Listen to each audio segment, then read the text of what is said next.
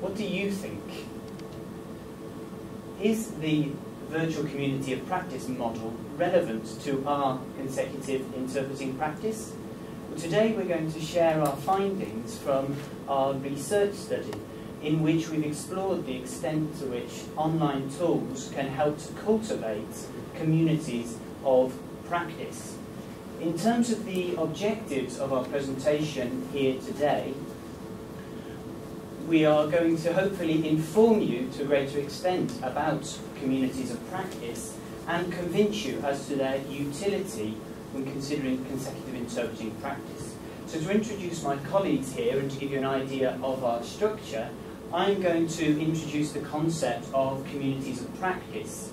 Paula will then look at the link between virtual communities of practice and consecutive interpreting practice. Alma will then discuss our research study, and Adriana will offer us our conclusions. So to give them some contextual background to our study, I think as students here on the MA at London Met, we could say that we're very much a part of changing times. Of course, society is changing very rapidly, and organisations such as London Met, and indeed on this course we've actually seen it ourselves, we've seen a move away from these hierarchical structures towards more fluent organisational forms, as noted by Hildreth and Kimball. And amongst these more fluid forms we have networks and communities. And it's about one of these communities that we would like to talk about today, the community of practice. So according to learning theorists Lave and Wenger, the communities of practice are groups of people who come together with these people have a shared concern or passion, and they improve in what they're doing by doing it together, by interacting together. So we really did think that this is extremely interesting for us here on this course, because of course on this course we're warmly encouraged to participate in communities of practice. So studying this topic really stems from our own personal experience on this course. So I have then just defined the community of practice. I'm now briefly going to look at the characteristics of the community of practice. So if we start here, the members then of a community of practice must have a shared domain, they must have a shared interest which sets them apart. In terms of community, the members of the group must build up over the course of time friendships, and they must feel an identity with this community.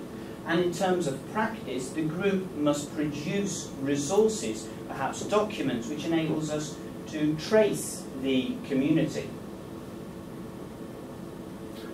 So of course what I've just explained are what we could call the traditional face-to-face communities of practice. But of course there have been evolutions in this field. And with globalisation and the rapid rise of the internet, we've now seen the emergence of virtual communities of practice, which enable people who are perhaps not even co-located to be able to share and exchange in this knowledge via computer-mediated technologies. So, how exactly does our consecutive interpreting practice fit in to these virtual communities of practice? Well, I'm going to look here at a recent example from our virtual class with Comillas University, Spain.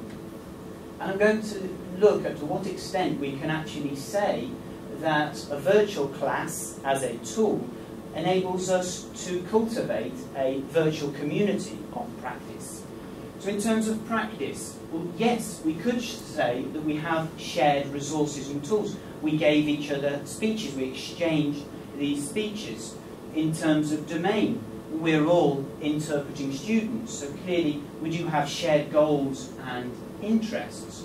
And in terms of community, we're currently trying to build up these relationships and to build up this trust which enables us to exchange information, and we have already given each other some peer-to-peer feedback. So So of course I've just mentioned then virtual classes as one of these electronic knowledge tools. Of course there are lots of tools that are available on the internet to enable us to practice our consecutive interpreting. But particularly for our study, and Alma is going to look at this in greater detail, we've chosen to focus on 7 forms of knowledge exchange. And these can be divided into those which involve mutual engagement and the more static forms. So having then given you the introduction, having defined our terms and expressed our particular interest in this area, I would now like to pass over to my colleague Paula. So Paula, what can you tell us about the suggestions that we see in theory about how exactly we should be practicing our consecutive interpreting and how this links to these virtual communities of practice? Thank you, Ronan. Well, first of all, I would like to say that for being students and becoming interpreters, we must practice. This is the first thing we learned when we arrived here at university. And following Heine, who is a practicing interpreter from Germany, one cannot achieve a high level of competence in interpreting only by attending to classes. Students have to practice outside their class time. So the question is, how do we practice? So to answer that, we took some of the recommendations given by Andrew Gillis. And he suggests that we should, first of all, practice often, practice in groups, and practice in short sessions. This brings the idea that it is more interesting to practice in a focused session, concise and effective, rather than in a very long session when you end up very tired and maybe you don't get the best of your practicing time. I will come back to this idea later. Another thing he suggests is that we shouldn't just interpret. We should do other kind of exercises. We should listen, we should create a debating society, we should give peer assessment to our colleagues, we should do different kind of things rather than only just practicing and interpreting all the time. And the third idea that he suggests, in his own words, is that we should shake it up. This means that we shouldn't practice all the time with the same people, because you get used to their accents, to the ways of speaking, to the wordings, so you should change the colleagues with whom you practice. So, taking all these recommendations in mind, we thought of which are the main characteristics of the virtual communities of practice. And we would like to say that they are available, diverse, and dynamic. What does this mean? They are available because you can reach them anywhere, anytime. You can connect 7 days a week, 24 hours a day. You can be on the beach, on a public transport, playing with your mobile device, and you can connect on the communities there, and there may be someone who wishes to practice with you or to share something with you. So this links, from our point of view, well with what Gillis said, because you can practice several times in different moments of the day. They are also very diverse. They offer an unlimited number of possibilities and people to share things with, to practice different kinds of techniques, exercises. So this is also in line to what we were saying before. And they are also very dynamic. They are a virtual one-stop shop, which contain the latest trends, the latest news, the latest resources, anything. Because as Ronan said before, we are in changing times. So we don't even know what's going to be there in 6 months' time. So these 3 characteristics go very in line to some of the recommendations we have heard for practicing well our consecutive interpreting. So we took this in mind, and then we thought of which skills could be improved by using them. So we made a brief list that you can see here of objectives to improve or develop, let's say. So for instance, we could improve your A language, our A language, or B or C language by now. We could exchange note-taking techniques. We could give peer assessments to our colleagues. And something important is that this virtual community of practice develop our professional identity. By this we mean that when you are in front of your computer just working on your own, you don't feel that you belong to something, to a part of something. That is what Ronan was saying before about the mutual engagement or the more static tools. So when you feel you belong to a community, you are more motivated. So that's also something positive. So with all these positive ideas, we decided to prepare a survey to ask to our colleagues if they felt the same and what did they feel. And could you please, Alma, tell us what do our colleagues think? Thank you. First off, we'd like to share these mobile devices with you should you want to look at the questionnaire and the results in more detail. Thank you. To revisit our initial question, to what extent are virtual communities of practice relevant when practicing consecutive interpreting? Well, our hypothesis is that they do indeed help. We then decided among the many research approaches available that we would choose the deductive one. In other words, stemming from the accepted principles discussed by Ronan and Paula, applying this to our hypothesis, and through observation in our survey, we would then either refute or confirm that yes, our hypothesis is correct.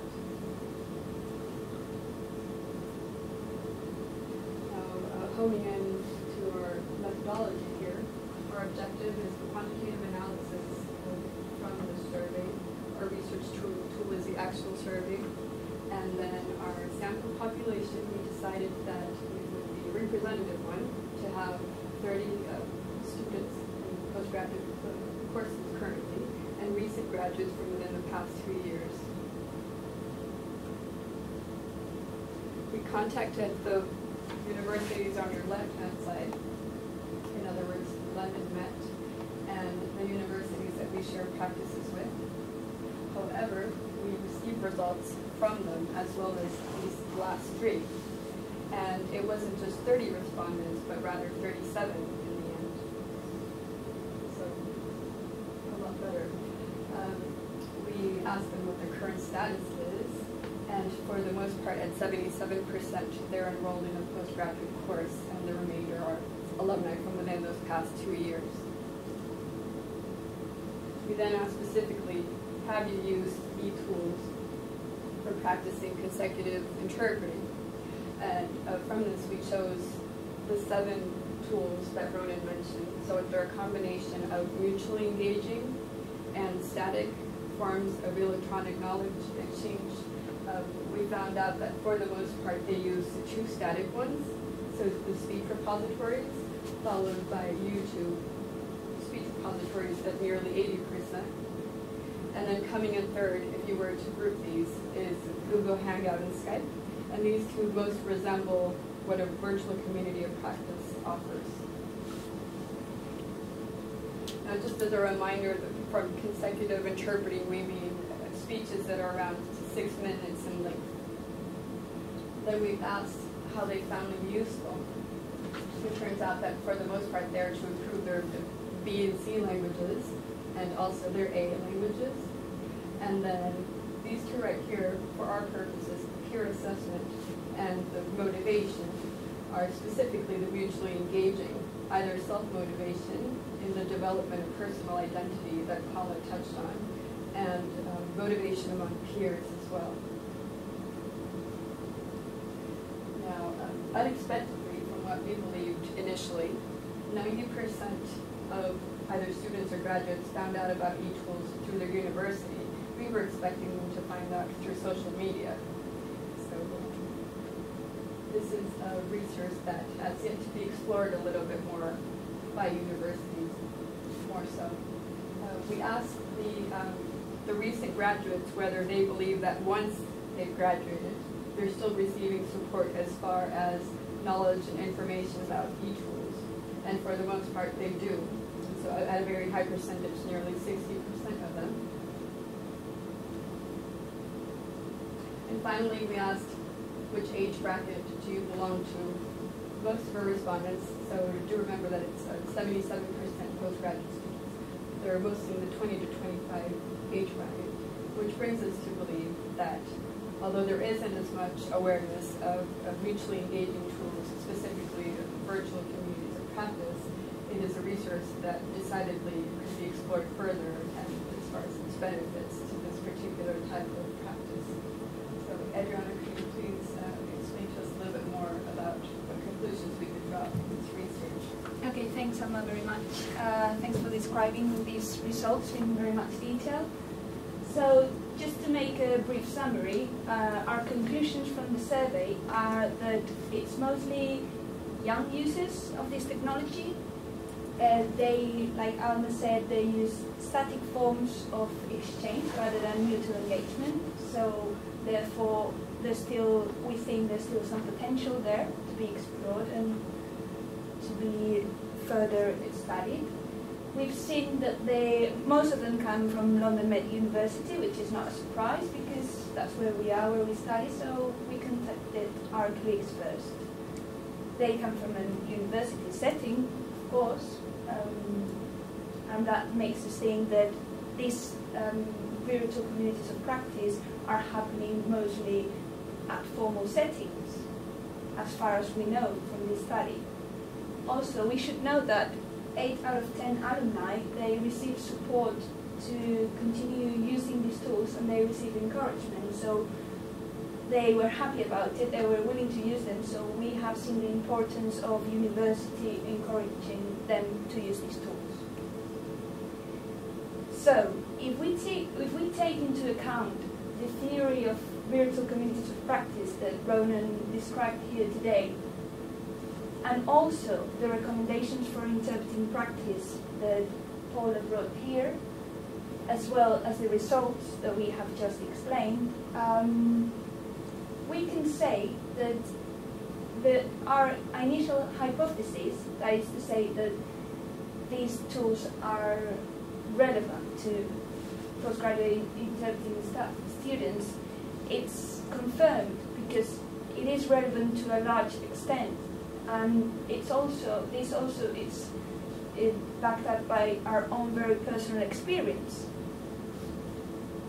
However, as with any studies, we have found some limitations. For example, we didn't ask the respondents how often did they use these tools, because we have seen the importance of regular practice, so it would have been interesting to include this question. Also, the fact that we sent this survey via social media and email might give the results, they might be more positive because these are people that actually use social media and electronic tools, so they're going to be willing to use them for other purposes. Furthermore, we thought that maybe we could have asked professionals to see if they actually use these virtual communities to exchange knowledge and practice. But the deciding factor on why we didn't do it, it was because of the time constraints. We didn't have much time, and this was a small-scale study. So we would be interested really to see if this is so. So, because this topic, we feel that it's in constant change. Like Ronan said, we live in changing times and things are changing fast. We would like to keep this study ongoing, and we would like to revisit this research in 6 months' time to see what's happening in the field, to keep track of events. So that's why we decided to create a Google community. We have decided on this type of community because we've seen that it's growing exponentially. Every day there's thousands of new users, and this actually enables the principles of the virtual communities of practice. So we are very interested in seeing what are going to be the results in 6 months, and to see if, why not, maybe this is the way forward in interpreting training, or this is a very powerful tool for practicing professionals. So time will tell, and we will be looking forward to the results. Thank you very much for your attention, and thank you on behalf of our team. Thank you. We've got some questions, so we can carry on filming. Yeah. Thank you. Okay, so Teresa, do you have any questions? Well, I have not put them down as questions, but I'm not too later if I hear you referring to them as questions. Okay. Okay. You sure? Okay. Sure. Okay. Right. I do have some questions. So, if we're thinking of a group of people who are practicing together, would you call these people a community of practice? Yes, but not the virtual one, the face-to-face one. Okay, so what do you need to have a community of practice? Say that, I'd say that we need the three elements. Mm-hmm. So for the community of practice, it's not just a case of getting a group of people simply together. Right. It's actually this exchange that needs to go on.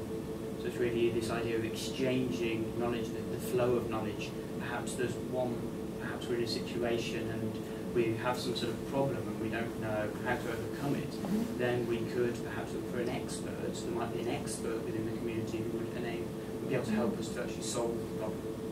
Okay. So when you're saying that, within your community of practice, you mentioned the word trust. You must have some trust. So I'm going back to Adriana. When you're saying, well, how often do people come to a virtual community of practice? So that, for example, would you say that Speech Pool is a resource online? People go there, they either upload or use speeches. Is that a community of practice? I wouldn't say that we could say that is. I think Speech Pool fits into the static types of knowledge exchange, and therefore because it's static, the static forms don't actually enable us to cultivate these communities of practice. So with your own experience as students of the virtual classes and interacting with the other students, would you say that you have created a community of practice, or do you feel like a community of practice? And if so, can you give me some examples? Yeah, well, the fact that, for example, we normally practice our consecutive using Skype.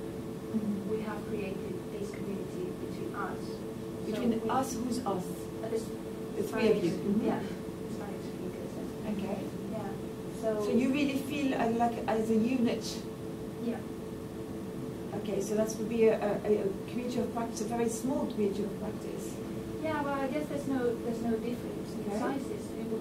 You can't say that maybe 2 people is actually a community of practice. And do you invite other people to join you within your community of practice? For example, would you imagine that you could ask people from Comillas to join you? Yeah. Okay. And then you're saying that professional interpreters or interpreters with some experience do not have maybe they need to practice, but they haven't used the structure. Would you feel that because you have, for example, created this community of practice, or you feel you have, with Spanish, do you think that when you become professional interpreters, then you're going to practice differently? Are you going to keep the structure? Or once that you finished your training, it was useful but great? I think, we don't really know what the professional interpreters are doing, because we didn't have a chance to ask them. That's our deduction, that they don't use it as much because maybe it's not, they're not aware of it, because it's a very new trend. So coming back to the question, yeah, I think now that I have experienced it, I think I'm going to carry out throughout my career.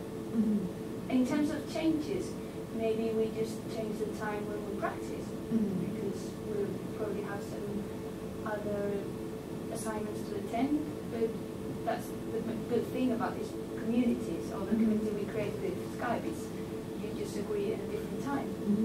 So your community of practice that you have created could go beyond the boundaries of university. Of the formal setting. And something you're taking out with you from the experience of having this, this learning structure in a sense. Yeah, that's why we wanted to point out that it's a university setting, so it would be interesting to see it beyond that. So would you say that a community of practice is more a mindset rather than what you do, or?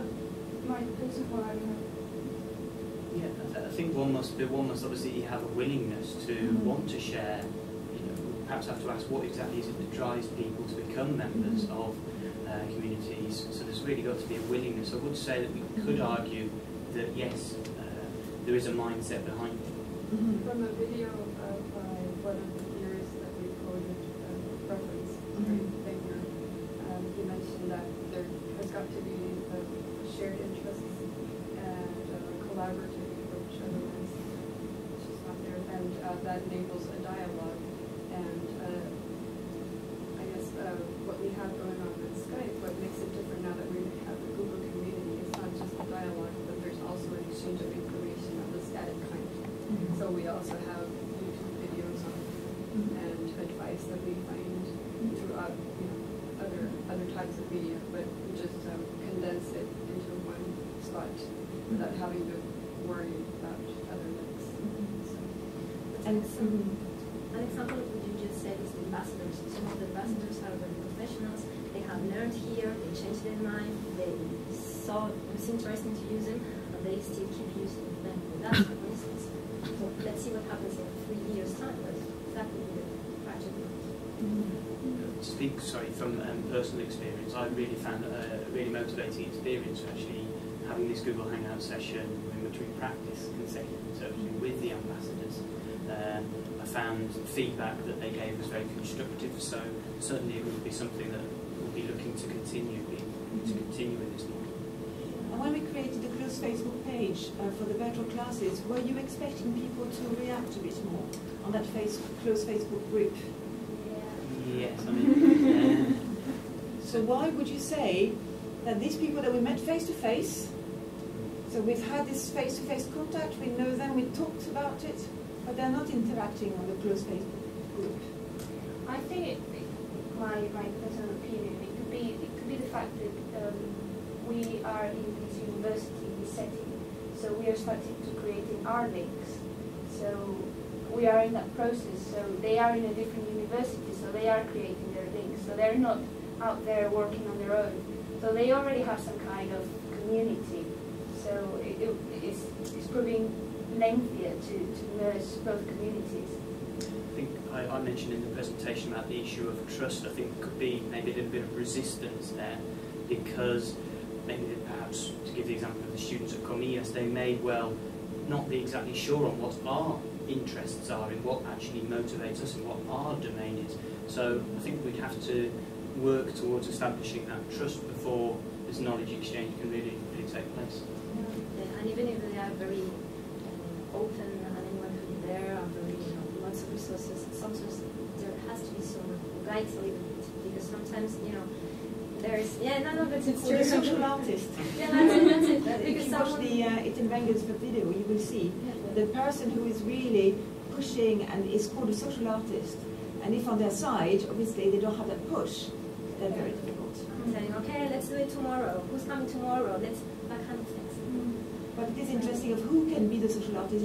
It's not a tutor. It doesn't have to be the tutor. Yeah. And that's when you see the student-centered approach, and who can actually come out as a leader, but a kind of special leader. It's not somebody I'm leading, follow me. Yeah. It's actually I'm actually there. Let's come together. But I believe it's a challenge, because we don't have this issue, because we are very fine with, and it's small. It's small with people giving feedback. But we have noticed as well that if a student gives you feedback, there's some people that think you are not an authority to give feedback. We have experienced that, so that just came to mind that it could be a bit of a challenge.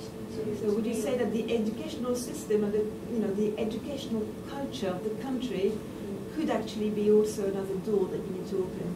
Yeah, I think to that reach out. Well, and then in the end, I think if we look at the results, it's the universities that are promoting this in the first place, and then just to tell the students this is what's available to you, and then it's their choice. We didn't know about before we started the program. It is interesting to see that, for example, the virtual classes were created.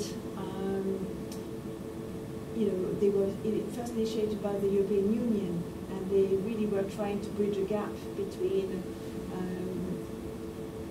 the practice that we're doing here and the level that students achieved, and also the level they needed in terms of employment. So, in a sense, you want it or not, there's a form of authority that's there. The virtual classes is, you're there, come up to my level.